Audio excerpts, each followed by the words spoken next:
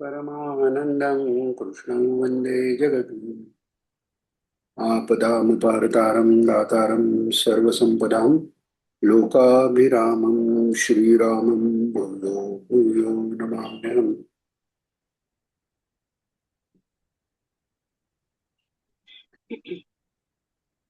तुम्हा सर्वांच्या अंतर्यामी भगवान श्रीरामांना नमस्कार करून आजची सेवा सुरू करूया. मागच्या वेळी आपण कौसल्या मातेचे डोहाळे पाहत होतो आणि त्याच्यात रामनामाच्या महत्वापर्यंत आपण आलो होतो. तर ते थोडस पाहून मग पुढचं आपण पाहू.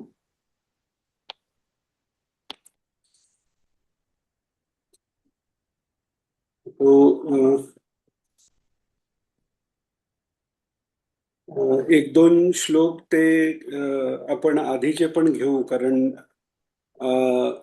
खूप नाम रामनाम हा असा विषय आहे की तो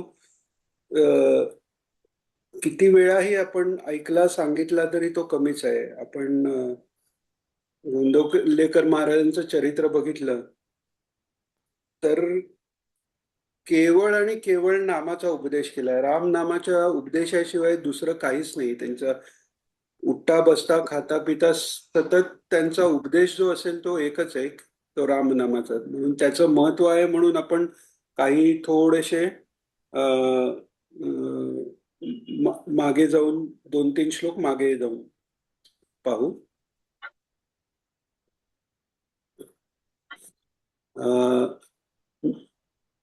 22वा श्लोक हा आपण आता बालकांडातला भावार्थ रामायण बालकांड अध्याय 5वा पाहतोय आणि 22वा श्लोक. नामे कळी काळासी शिक यमदूतान घाला भीक दो अक्षरी लाविला धाक यमपराम मुख कापती. याचा अर्थ आपण पाहिला की रामनामानी कलीचाही निग्रह होतो, यमदूतही घाबरतात, त्यांना धाक लागतो, हे सांगितलेलं आहे. जो वाचे उच्चारी रामनाम त्याचे पुरवावे सकळ काम हरावे जन्म मरण श्रम सहज सम करावे. हेही आपण पाहिलं होतं की रामनामानी किंवा कोणत्याही नाम जेव्हा आपण घेतो त्या नामानी फक्त मोक्ष मिळेल असं नाही. नामानी धर्म अर्थ काम तिन्ही साध्य होतात. धर्मानी जसा अर्थ काम मोक्ष साध्य होतो, तो धर्मही रामनामाने साध्य होतो. कोणत्याही नामाने, सगळी नावं त्या रामाचीच आहेत, त्यामुळे कोणतंही नाम जर घेतलं, मंत्र जर घेतला तर त्यांनी त्याचा परिणाम हा आहे. आणि याच्या पुढे जे कौशल्याच्या मुखातून राम सांगतायत, कारण हे डोहाळे म्हणजे ते रामप्रभूच बोलतायत. कारण आधी आपण पाहिलं की त्या रावणाला मारतो, त्या मारीच्याला हे करतो वगैरे जे म्हणतायत, म्हणजे आपण स्वतःच राम आहे इथपर्यंत ती कौशल्या माता त्या संगतीमुळे पोचलेली आहे. ती परब्रह्म रूप झालेली असल्यामुळे, रामांशी एक आल्यामुळे, तसही मातेला आपल्या पुत्राशी ऐक्य त्या डोहाळ्याच्या स्वरूपात येतं. आणि इथे तर परब्रह्म साक्षात असल्यामुळे एकरूपत्व आलेलं आहे मातेला. आणि ती कौशल्या माता म्हणते म्हणजे रामप्रभूच आपल्याला सांगतात की जो वाचे उच्चारी रामनाम, हे झालं. नित्य जपे जो नाम तो जाणावा मजची सम पुरुषा माझे पुरुषोत्तम सकळ नेम तेणे केले. जो नित्य नाम जपतो, आपण हेही पाहिलं होतं मागच्या वेळी की अपिचेत सुदुराचारो भजन्ते माम अनन्य भाग साधुरेव स मंतव्या सम्यक व्यवसितो ही सहा म्हणून भगवान सांगतायत की कितीही मोठा पापी असला तरी जर तो माझं भजते माम अनन्य भाग, अनन्य होऊन भजन करत असेल, म्हणजे माझ्याशिवाय कशाशीही जोडला गेलेला नाहीये.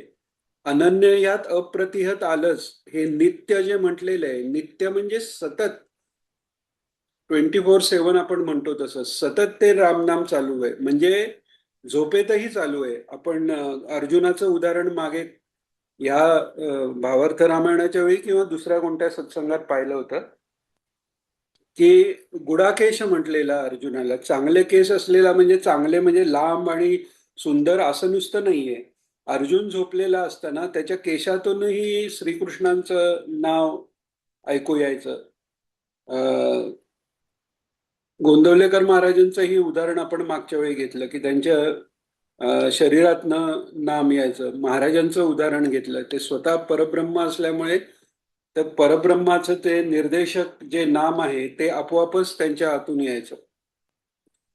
तर इथे काय सांगितलंय की कितीही पापी जरी असला तरी जर तो अनन्य भक्त झाला आणि जर सतत नाम त्याला घेता आलं अखंड अप्रतिहत तर तो माझ्यासारखाच माना. आता माझ्यासारखा म्हणजे ईश्वरासारखा दुसरा कोणी नाही, कारण ईश्वर एकम एव अद्वितीय आहे. म्हणजे त्याच्यासारखा तोच.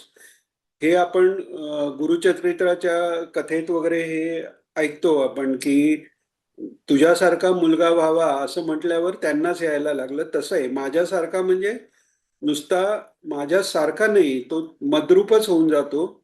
मी आणि तो काही फरकच राहत नाही असं रामप्रभू इथे कौसल्य मातेच्या मुखातनं आपल्याला सांगतायत की कारण सकळ नेम त्यांनी केले. म्हणजे बाकी सगळे जे यम नियम सगळे जे आहेत सगळे धर्म आहेत हे सगळे त्यांनी केले. कारण एका रामनामातच सहस्रनामाचं पुण्य आहे. सहस्रनाम यत्तुल्यम म्हटलेलं आहे रामनामाला. आणि ओंकाराचा पहिला जो त्याचा एक वर्जन निघाली ते रामच आहे. आणि ह्या अवतारातही भगवंतानी ते नाम धारण केलंय. कारण ते नाम जर सर्वत्र पसरलं तर त्या नामानी सगळ्यांचा नुसत्या त्या नामानी उद्धार होणार आहे. म्हणून ते नाम ही भगवंतानी त्यांचं स्वतःच नाम आहे. पण बाकी अवतारात मत्स्य कुर्म वराह किंवा वामन अवतारात नरसिंह अवतारात ते नाम धारण केलं नव्हतं. पण परशुराम अवतारात ते त्यांनी नाम धारण केलं. आत्ताही त्यांनी धारण केलं. आणि शेष भगवान त्यांचे जे रामावतारात बंधू झालेले आहेत लक्ष्मण, त्यांच्यावर त्यांची इतकी प्रीती आहे की पुढच्या जन्मात त्यांनी ते नाव आपल्या भावाला दिलंय. म्हणून स्वतः कृष्ण हे नाव घेतलं आणि भावाला राम नाव दिलंय. आणि ते बलवान म्हणून नंतर बलराम म्हणायचे, पण मूळ त्यांचं जे नामकरण विधी झाला ते राम असा झाला. तर हेच सांगितलंय इथे की आणि हे जे वचन आहे आता कौशल्य मार्फत सांगितलेलं की नित्य जपे जो नाम तो जाणावा मजची सम, हे त्यांनी खरं करून दाखवलंय. म्हणजे लक्ष्मणाचं जर उदाहरण पाहिलं पुढे आपण हे वनवासात जाण्याचा प्रसंग पाहू तेव्हा आपल्याला ते वर्णन येईल की लक्ष्मणाच्या आत आत त्याचं स्वरूपानुसंधान रामांचं चालू आहे. बाहेर कार्य चालू आहे ते पण रामांच्या सेवेच चालू आहे. असं आत बाहेर सगळीकडे रामच त्याच्याकरता आहे. इतकं की त्यांना त्यामुळे पुढच्या अवतारात एकतर मोठे बंधू बनवलं आणि स्वतःच नाम रामाने दिलेलं आहे. तर नित्य जपे जो नाम तोच जाणावा मजची सम. कारण कसं आहे नित्य नाम सतत नाम होणं याचाच अर्थ तुमच्यातला पंचमहाभूताचा लेश गेला. जोपर्यंत सत्वरजतम आहेत पंचमहाभूतांचा काही अंश शरीरात आहे, स्थूल शरीरात आहे सूक्ष्म शरीरात आहे, तोपर्यंत सतत नाम कसं होईल. कारण कारण शरीरातही अज्ञान जे आहे तेच जोपर्यंत आहे तोपर्यंत गाढ झोपेत नाम होणं शक्य नाही. तर त्यामुळे झोप निद्रा असो जागृती असो स्वप्न असो सगळ्या ह्याच्यात ते नाव चालू राहणं म्हणजेच सत्व संशुद्धी झालेली आहे. अभयम सत्व संशुद्धी म्हणतात दैवी प्रकृतीमध्ये. ती सत्व संशुद्धी म्हणजे ही सत्व संशुद्धी आहे की सत्वगुणही पूर्ण शुद्धीला गेला की तो त्रिगुणाच्या पलीकडे जातो. ते जेव्हा होईल तेव्हा ते नाम सतत टिकेल. नाम आणि नामी वेगळे नाहीयेत. त्यामुळे आत्मज्ञान सतत टिकणं म्हणजे हे नुसतं समाधी अवस्था प्राप्त होऊन मुक्त झाला याच्यापेक्षाही पुढची अवस्था आहे. ती सहज अवस्था आहे. सहज नाम राहणं ही सहज अवस्था आहे आणि अवतारी पुरुषच तो तिथपर्यंत पोहोचू शकतात. तर असं ते म्हणून रामप्रभू कौसल्या मातेच्या मुखातून सांगतायत की ज्याच्या अ, मुखात नित्य नाम आहे, मग ते कोणतेही असेल, ते नाम जर ईश्वराचं नाम त्याच्या मुखी असेल तर तो पुरुषात त्याला पुरुषोत्तम मानावं. इथे पुरुष म्हणजे शरीरात राहणारा, म्हणजे स्त्रियाही सत्पुरुष असतात, पुरुषही सत्पुरुष असतात. त्यामुळे स्त्रियाही जेव्हा त्यांना आत्मलाभ झाला तरी त्यांना सत्पुरुष हेच नाव येतं. त्या प्रकारे पुरुषामाजी पुरुषोत्तम ते होतात आणि कृतकृत्य होतात. सकळ नेम तेणे केले म्हणजे जे करायचं ते करून झालं. परमहंस पदाला प्राप्त होतात म्हणजे त्यांना कोणताही विधी निषेध शिल्लक राहत नाही. कारण ते आत्मरूप झालेले आहेत. बाह्य व्यवहारात असतानाही ते त्या शब्दब्रह्माशी एकरूप असतात. आणि मग आता पुढे सांगतायत हे आता इतकी सुंदर अवस्था आहे आणि ते तेजही दिसतंय, पण तरीही राजा मोहात सापडलेला आहे. तो कर्माचा अधिकारी असल्यामुळे त्याला ही पुढची अवस्था दिसत नाहीये. आता आपणही हे जेव्हा ऐकतोय वाचतोय ते करताना एक लक्षात घेतलं पाहिजे की कुठेही हा सगळा विचार होताना त्या रामाकडचं ध्यान खाली येता कामा नये. तो राम पण दिसतोय आणि त्याच्याबरोबर आजूबाजूला चाललेलं कथानक. आता आत्ताची अवस्था कशी आहे की अजून गर्भात आहेत श्रीराम. मग ते कसे दिसणार? तर जसं आपण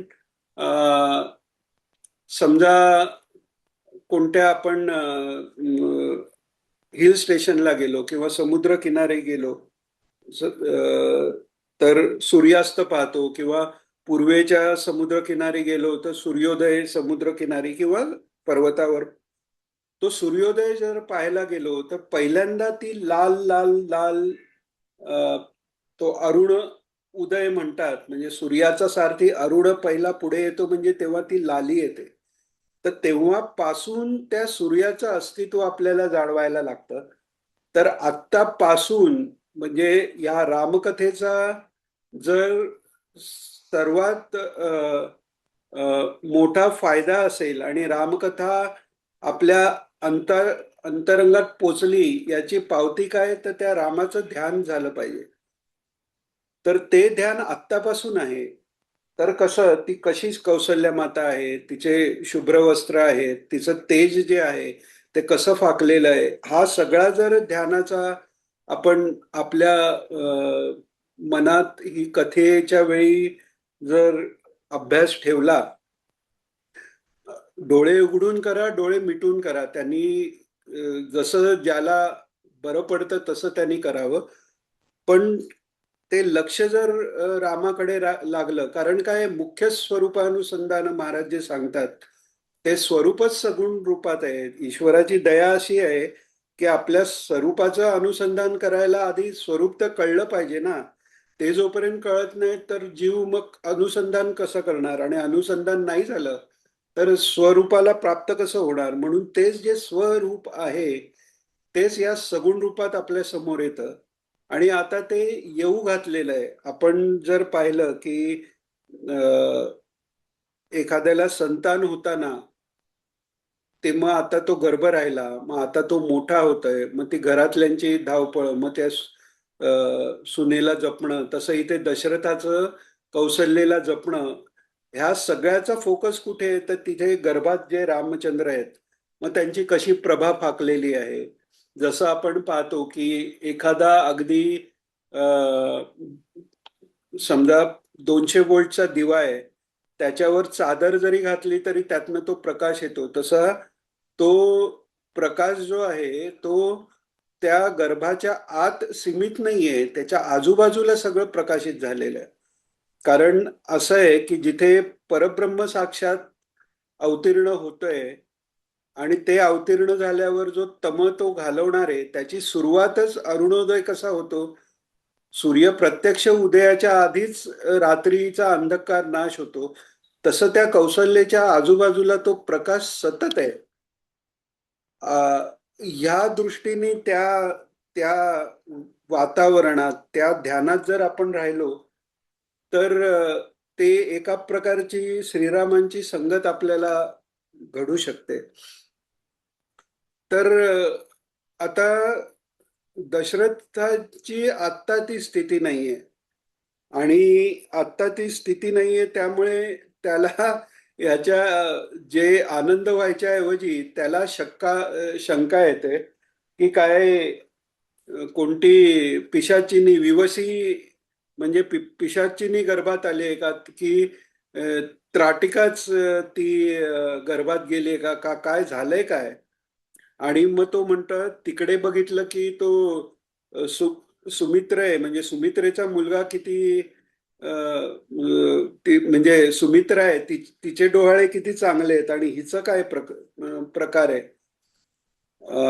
आणि हिचा सगळा प्रकार बघून माझी मनाची स्थिती सुख जे होतं मुलं होणार त्याचं ते पण बाजूला पडलंय. आता तो हिच्या पोटी काय त्राटिका आली असं चुकून बोलून गेला. बोलून गेल्यावर कौसल्या माता म्हणते कुठे अरे सुमित्रा म्हणजे लक्ष्मणा कुठे ती त्राटिका अजून ती जिवंत कशी आहे थांब तिला मी मारून टाकतो. ही सगळ्या जनाच्या सुखाला अवरोध करते तिला मी मारून टाकतो. हे ऐकून राजा अजूनच घाबरतो. तो म्हणतो आता इथे काय मंत्र वगैरे काही चालत नाही तर त्यामुळे सर्व मंत्राचे द्रष्टे म्हणजे मूळ गायत्री मंत्राचे द्रष्टे विश्वामित्र आहेत. त्यांच्याकडे बरंच मंत्र सामर्थ्य आहे त्यांना बोलवू का. हा इथे असा बोलतोय तोपर्यंत तिथे परत कौसल्या माता म्हणते की अरे ते बाण दे मला मी त्या मारीच्याला सुबाहूला मारतोच आता थांब राक्षसाला मारतो. हे सगळं तो म्हणायला लागला. आता काय त्यावेळी स्मरण करायला लेटेस्ट अवतार कोणता आहे तर परशुरामाचा आहे. आणि तेव्हा परशुरामांचं दर्शनही होत होतं ना रामांचं. रामांनी त्यांचं तेज जेव्हा घेतलं आणि त्यांना तपश्चर्याला जाऊन बसायला सांगितलं तेव्हापासून ते गुप्त रूपात राहायचे तोपर्यंत ते व्यक्त दिसायचे. त्यामुळे भगवंताचा अवतार जो आत्ता भूमितलावर आहे त्याचं ते स्मरण करतोय दशरथ राजा. तो म्हणतो की परशुराम अवतार आहे त्याचं नाव मी घेतो म्हणजे त्यांनी हे महाभूत जे लागलेले कौशल्येला त्याचा परिहार होईल. आता परशुरामाचं नाव ऐकल्याबरोबर परत कौशल्या म्हणते की अरे जामदग्न्या म्हणजे एकरी उद्गार केलाय की जमदग्नीच्या मुला मी तुझं आता धनुष्य तू ज्ञानी आहेस ना तुला कळतंय ना की मी तुझं धनुष्य भंग केलंय. त्यामुळे आता विचारी आहेस तू सर्वज्ञ आहेस आता तू तपाशी जा. आज्ञा म्हटलेलं आहे. आज्ञा म्हणजे तू अज्ञेयस अशा दृष्टीने नाही की कोणालाही न कळता अज्ञातवासात तू तप करायला जा. आता हे पाहिल्यावर तर तो अजून घाबरतो. दशरथ राजा अजून घाबरतात. ते म्हणतात परशुरामाला पण एकेरी म्हणते तपाला जा आज्ञा तपासी जा वगैरे म्हणते. म्हणजे हिच्या अंगी जे संचारले त्याचा ताठा खूपच मोठा आहे म्हणते. आता काय करावं. आता आपण वसिष्ठांनाच बोलवू. वसिष्ठांना का बोलवू तर ते पंचाक्षरी जो अदटा वसिष्ठ हे शिव उपासक असा उल्लेख काही पुराणात सापडतो. आणि पंचाक्षरी मंत्र म्हटल्यावर तो नम शिवाय हा. तर ह्या मंत्रात ते एकदम अदट आहेत. अदट म्हणजे दृढ आहेत आणि ते श्रेष्ठ आहेत. त्यामुळे ते काय हे कसलं काय भूत लागले का काय लागले ती परीक्षा ते करतील असं म्हणून ते वसिष्ठांना तिकडे बोलवतात. आता वसिष्ठ मुनींची अशी स्थिती आहे की इतका काळ, हजारो वर्ष किंवा कदाचित लाखो वर्ष असेल, की जेव्हा त्यांना लक्षात आलं की त्रेतायुगात भगवान स्वतः रामचंद्र या कुलात, इक्ष्वाकू कुलात जन्म घेणार आहेत, तेव्हापासून ते पौरोहित्य करतायत. महर्षी आहेत. महर्षी म्हणजे ज्यांना परब्रह्माचं ज्ञान झालेलं आहे आणि दुसऱ्यालाही ते ज्ञान देऊ शकतात, असे असून सुद्धा त्यांनी पौरोहित्य कर्म स्वीकारलेलं आहे. एखाद्याच्या पौरोहित्य स्वीकारणं हे ब्राह्मणांमध्ये थोडंसं कमी धरतात. महाराज एका प्रवचनात म्हणाले की काय म्हणे, हे आपल्या भागवतात जेव्हा इंद्र इंद्रावर म्हणजे इंद्राकडनं बृहस्पतींचा अपमान होतो आणि ते निघून जातात, अदृश्य होतात, दर्शन देत नाही, तेव्हा ब्रह्मदेवांच्या सूचनेप्रमाणे ते विश्वरूपाकडे विनंती करतात की तुम्ही आमचं पौरोहित्य स्वीकाराल का. तेव्हा ते विश्वरूप म्हणतात की पुरोहित म्हणजे ते हे काम तेवढं काही चांगलं नाही, कारण यांचेच काय घरातले काही विधी आहेत, काही तिथी आहेत, याचं आपणच स्मरण ठेवायचं, यांनाच सांगायचं, म्हणजे थोडीशी ती यजमानाची सेवा केल्यासारखंच आहे. आणि बहिर्मुखी कार्य आहे ना, त्यामुळे पुरोहिताचं कार्य कोणी जे वैराग्यवान ब्राह्मण घेत नाहीत. पण इथे तो रामप्रभू त्या कुलात येणार म्हणून ते कार्यही वसिष्ठ महर्षींनी स्वीकारलेलं आहे. सप्तऋषींपैकी एक आहेत, काही साधे नाही आहेत. जे विश्वोत्पत्तीच्या वेळी किंवा विश्वाचे जे कार्यकार करते आहेत, त्याच्यात मनु, इंद्र, 12 आदित्य, पण त्यातला सर्वात इंद्र आणि सप्तऋषी हे मुख्य मानले जातात. जे मत्स्यावताराच्या वेळी पण मनुनी जेव्हा ती बोट केली तेव्हा सप्तऋषींना त्यात घेतले, म्हणजे प्रलयातही जे जिवंत राहतात असे हे सप्तऋषीपैकी वसिष्ठ आहेत. आणि त्या सप्तऋषी मंडळात त्यांना पत्नी सकट स्थान आहे, असं असून सुद्धा ते पुरोहित झालेले आहेत आणि याच क्षणाची प्रतीक्षा करतायत की भगवान येतील आणि आपल्याला त्यांचा सहवास घडेल. आणि पुढे येईलच ते. त्यांची भक्ती इतकी मोठी आहे की भगवंताचे गुरु झालेत. आणि म्हणजे तेही ते गुरुत्व इतकं त्यांनी सांभाळलेलं आहे, ते आपण पुढे पाहू. आत्ताच त्याचं काय म्हणतात त्याला, सस्पेन्स मोडायला नको आपण, पण ते छान गोड प्रकार तो नंतर येईल, जेव्हा योग वासिष्ठ सांगायची जेव्हा वेळ येते त्यावेळेची ती गोष्ट आहे, तेव्हा ती आपण पाहू.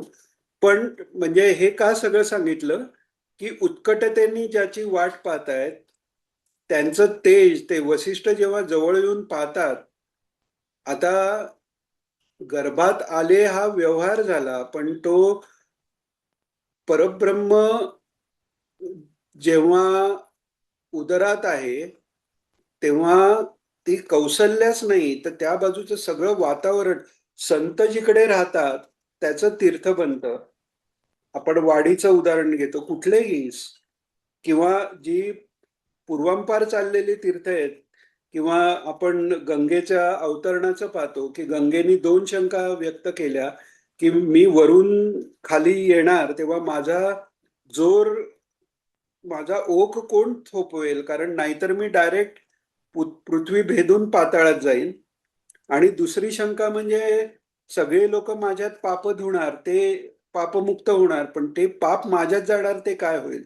तर तेव्हा तिला सांगितलं जातं की सत्पुरुष जेव्हा तुझ्या इथे येतील तेव्हा ते तुझी शुद्धी करतील. तर असा सत्पुरुषांचा असा महिमा आहे. तर इथे भगवान साक्षात आलेले आहेत, त्यामुळे ते तो गर्भ, ती कौसल्या माता, तिची वस्त्र एवढंच नाही तर आजूबाजूचा परिसर सगळा राममय झालेला आहे. आणि हे स्वतः ब्रह्मज्ञानी आहेत, त्यामुळे तिथे आल्याबरोबर त्या कौसल्या मातेला पाहिल्याबरोबर त्यांना लक्षात आलंय ती राममय झाले आणि ते लक्षात येईपर्यंत यांचंही चित्त रामाने रिप्लेस झालंय. राममय तेही झालेत. आणि ते छान वर्णन इथे एकनाथ महाराजांनी केलंय.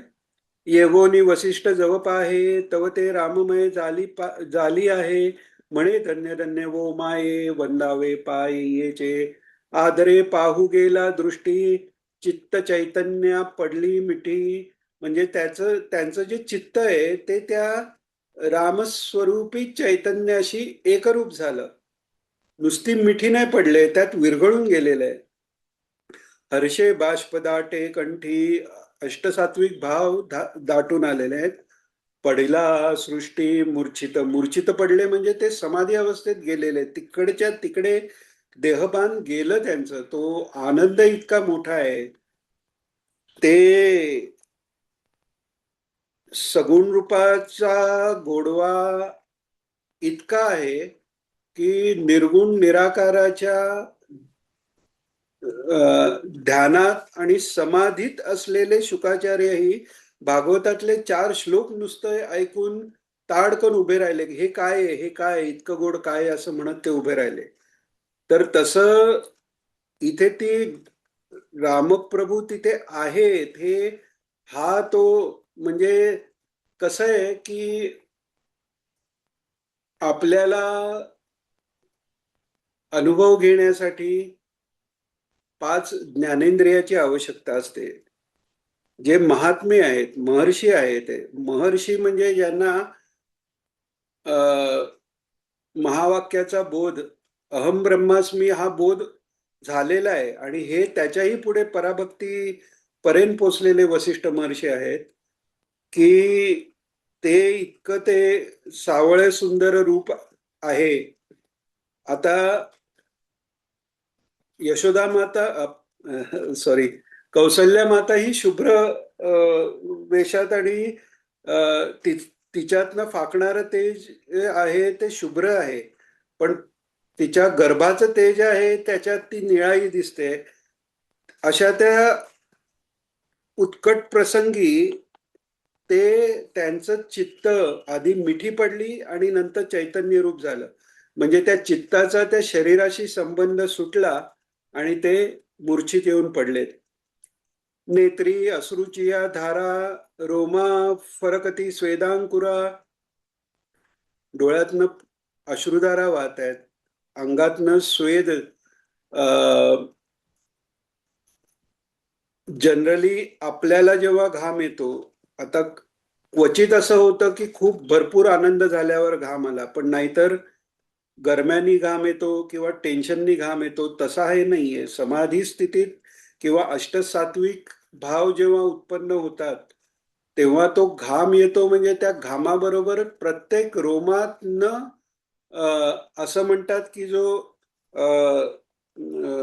स्त्री पुरुषांच्या संभोगातला जो आनंद आहे त्याच्या कोटीपट आनंद प्रत्येक रोमातनं येतो आणि त्यावेळी ते घाम येतो. तो तसा तो प्रत्येक रोमांतून त्यांच्या स्वेदांकुर आलेला आहे. अंग थरथर कापायला लागलं. हे सगळं अष्टसात्विक भावात येतात.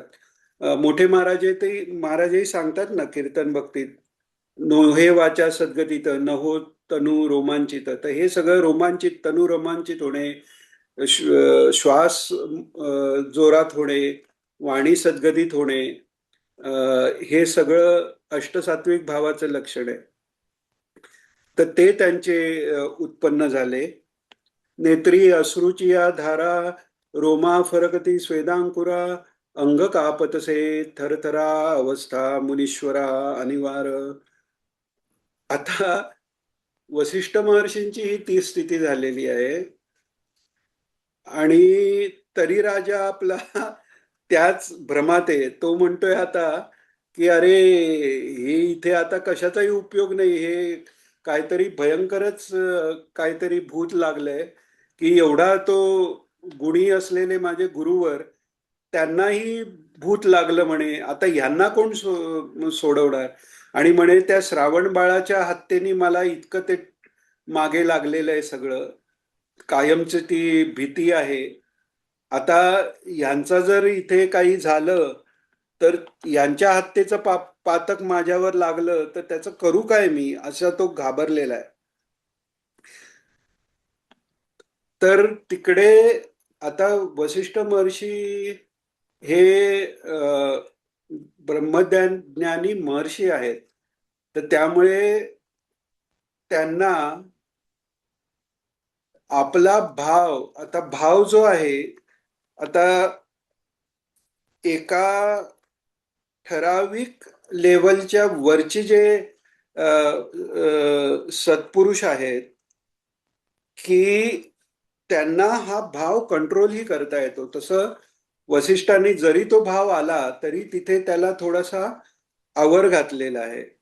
आणि आवर घालून ते म्हणतायत की अरे बाबा, तुझं भाग्य इतकं मोठं आहे की पोटी आले वैकुंठ पीठ. म्हणजे भगवान नुसतं नाही, तो भगवान आणि भगवंताचा लोक हा भगवंतच आहे ना. वैकुंठ अवताराचं नाव आहे वैकुंठ, आणि त्यांनी तो आपल्या पत्नीसाठी, लक्ष्मीसाठी तो सगळा लोक निर्माण केला.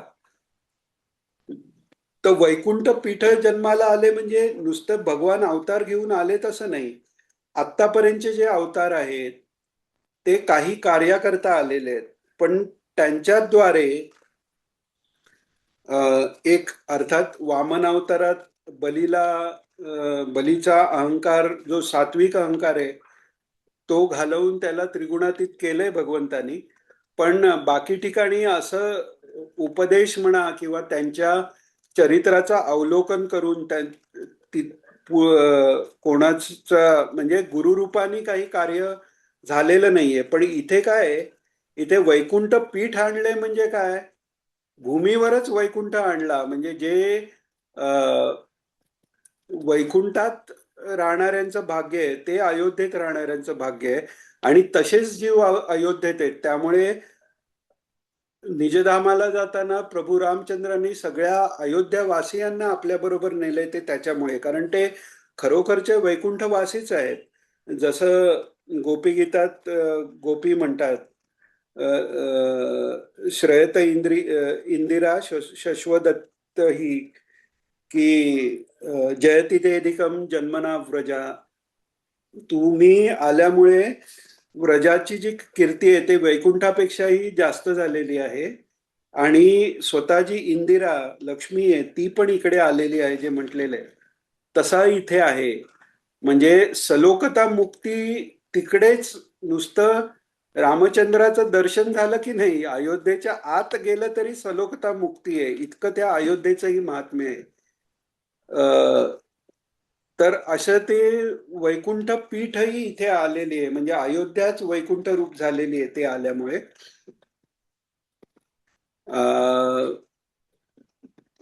तर हा साक्षात, हा हे आपण खूप छान नाथमारांनी वर्णन केले, ते वाचू आधी आपण. वसिष्ठ म्हणे, भाग्यश्रेष्ठ पोटी आले वैकुंठ पीठ, पुरुषोत्तम झाला रे प्रकट, दैवे उत्कट कौसल्या. दैवानी कौशल्य उत्कट झालेली आहे, त्या उन्मनी अवस्थेपर्यंत कौशल्या पोचलेली आहे. तर त्यामुळे ती जे बोलते ती ब्रह्मबोली आहे म्हणून वसिष्ठ सांगतात. जे जे काही ही वदली ते जाणपा ब्रह्मबोली, ते ते ख्याती करील बली सदृशाली सूर्यवंशा. हे कसं आहे, रामायणाच्या आतलं परत रामायण आहे.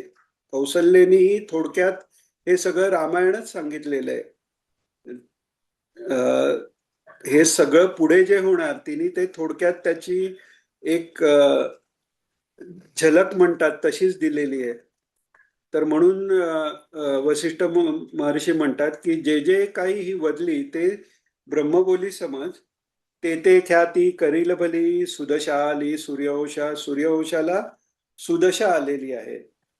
मुनिजनांचे सुदशा म्हणजे सु म्हणजे चांगली नुसतं म्हणतो, पण सुचा जनरली उपयोग जो आहे की तो म्हणजे ज्या आत्मस्वरूप आहे तेच फक्त सु आहे. ते सोडून बाकी आहे ते असू आहे. म्हणजे आत्मस्वरूपाशिवाय बाकी सगळ्याचं रक्षण करणारी ज्यांची वृत्ती आहे ते असुर आहेत. आणि जे आत्मस्वरूपाकडे ज्यांचं लक्ष आहे ते सुर आहेत.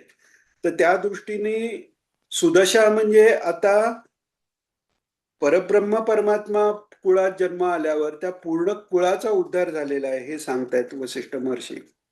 मुनिजनांचे ध्येय ध्यान की देवतांचे देवतार्चन, जगाचा जगज्जीवन रामनिधान प्रत्यक्ष. राम हा प्रत्यक्ष निधान आहे. निधान म्हणजे जे अंतिम प्राप्तव्य जे आहे तो राम आहे. पुढे ते सांगतायत, राया तुझ नकळे सर्वथा वर्म, उदरा आले परब्रह्म, धन्य धन्य आमचे कर्म, पुरोहित धर्म ये वंशी. आता याचा तर अर्थ सरळ अर्थ आहे की ते सांगतायत राजा तुला कळत नाहीये, तुझा वर्म कळत नाहीये. तुझ्या पत्नीच्या उदरात परब्रह्म साक्षात आले, ज्यांनी म्हणजे आमचंही कर्म काहीतरी चांगलं आहे, त्यामुळे हे पुरोहित तुमच्या वंशाचा पुरोहित मला होता आलं. आता इथे एक हिडन अर्थही आहे. राम जसा दशरथाला तिथे ओळखता आलेलं नाही. दशरथ हे 10 इंद्रियासहित जे मन आहे त्याचं उदाहरण आहे. तो जीव आहे. जीवाला तो म्हणजे कर्मकौशल्यानी योगा कर्मसु कौशलम, त्या कर्मकौशल्यानी आत्मारामाची प्राप्ती होऊ शकते.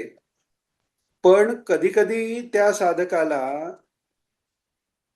आत्मप्राप्तीच्या जवळ आल्यावरही तिकडून काहीच आपल्या हाती लागत नाहीये, म्हणून मागे जाण्याचा संभव असतो.